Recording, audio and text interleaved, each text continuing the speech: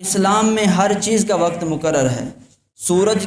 اور چاند کے طلوع ہونے کا وقت مقرر ہے، سورج اور چاند کے غروب ہونے کا وقت مقرر ہے،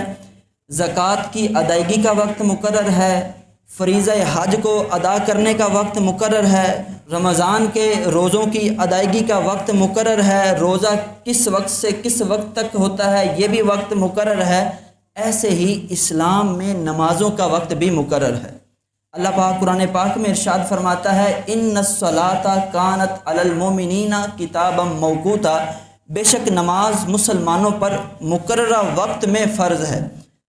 5 نمازیں ہمارے اوپر فرض ہیں، اور 5 نمازوں کو ادا کرنے کا جو وقت ہے وہ بھی علیحدہ علیحدہ ہے۔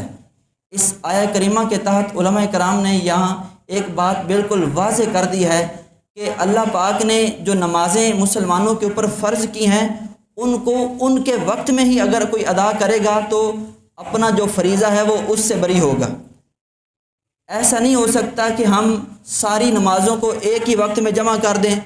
سارا دن مصروف ہوتے ہیں تو نماز عشاء میں جب گھر میں لوٹ کر آئے تو ساری 5 کی 5 نمازیں جو ہیں اکٹھی پڑھ دی جائیں، ایسا نہیں ہو سکتا، کیونکہ اللہ پاک نے ان الصلاۃ کانت علی المؤمنین کتابا موقوتا، نماز مسلمانوں پر مقررہ وقت میں فرض ہے، تو جب اس نماز کا وقت ہوگا